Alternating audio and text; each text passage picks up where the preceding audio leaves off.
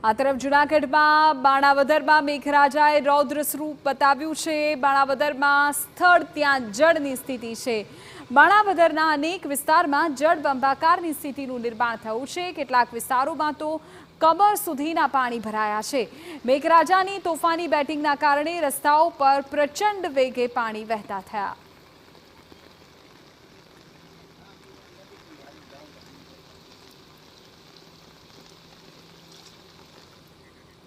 આ તરફ જૂનાગઢના જંગલ અને ગિરનાર પર્વત પર પણ મેઘરાજા તોફાની અંદાજમાં વરસ્યા।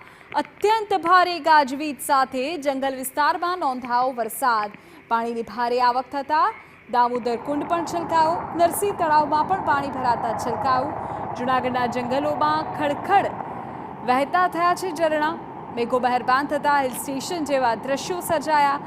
જૂનાગઢમાં રમણીય નજારો સર્જાયો।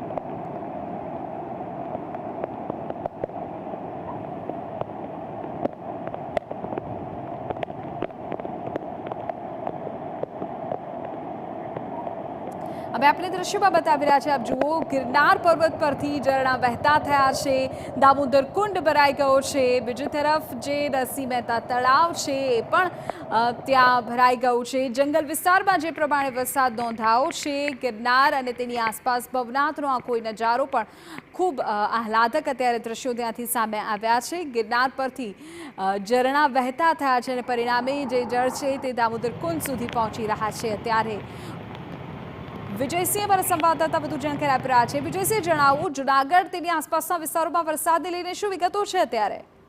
ચોક્કસથી જણાવી દો તો જે રીતે વરસાદે મેઘમહેર જે કરી છે, જે ધોધમાર વરસાદ પડતા શરૂઆતની જે હોય છે કે ખેડૂતોની સ્થિતિ એક તો વાવણી પૂર્ણ કરી છે અને વરસાદ ઉપરથી પડ્યો છે તો ખેડૂતોમાં ખાસ તો એક ખુશીનો માહોલ છે। બીજી તરફ જે ગિરનાર ઉપરથી જે ગિરનાર જંગલમાં 7 ઇંચથી વધુ વરસાદ પડતા જે ઝરણા પણ વહેતા થયા છે અને જે નરસિંહ મહેતામાં પણ નવા નીર આવ્યા છે, જેને લઈને કાળવામાં પાણી આવતા નરસિંહ મહેતા સરોવર પણ છલકાયું છે। અને બીજી તરફ જણાવી દઉં તો જે રીતે જૂનાગઢના ગીરમાં વધુ વરસાદ પડતા દામોદર કુંડ પણ છલકાયો અને જે નીચાણવાળા વિસ્તાર છે તેમાં પણ પાણી ભરાયા છે। અને ખાસ માણાવદર પંથકમાં વધુ વરસાદ પડતા બાટવાનો જે ખારો ડેમ છે તે પણ છલકાયો છે। તેમાં 0.60 મીટર 6 દરવાજા ખોલવામાં પણ આવ્યા છે। હાલ જ્યારે વરસાદની સ્થિતિ જૂનાગઢ જિલ્લામાં સર્વત્ર યથાવત છે।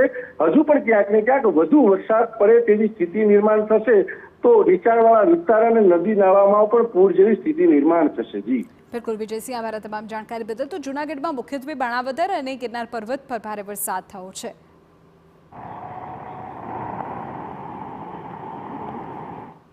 આપને કહી દઈએ કે જૂનાગઢમાં ગિરનારમાં મેઘરાજાએ જમાવટ કરી છે। ધોધમાર વરસાદ થયો, અનેક વિસ્તારો પાણી થઈ ગયા। કેટલાય નીચાણવાળા વિસ્તારોમાં તો વરસાદી પાણીનો ભરાવો પણ થયો છે। મધરાતથી જ સતત વરસાદ વરસી રહ્યો છે। જિલ્લાના માણાવદરમાં સૌથી વધુ 8 ઇંચ વરસાદ થયો। મેંદરડા, ભેસાણ અને માળિયામાં પણ સારો વરસાદ થયો છે। જૂનાગઢના દ્રશ્યો આપણી સામે છે। જુઓ, ગત રાતથી ત્યાં સતત વરસાદ પડી રહ્યો છે। ખાસ તો ત્યાં ગિરનાર અને બીજી તરફ જે બાણાવદર વિસ્તાર છે ત્યાં વધારે વરસાદ થયો છે। એક તરફના દ્રશ્યમાં દામોદર કુંડના દ્રશ્યમાં આપને બતાવી રહ્યા છે, ત્યાં આવેલું જે મંદિર છે અને તેની આસપાસનો નજારો ખૂબ સરસ અત્યારે જોવા મળી રહ્યો છે, કારણ કે એક તો લીલીછમ વનરાજી ઉપરથી વરસાદી માહોલ।